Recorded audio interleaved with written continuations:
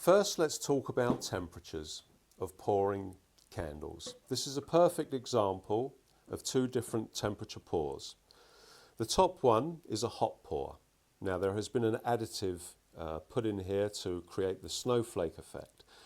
But as you can see, when you pour the wax hot, you get a gloss. Now, what does it look like?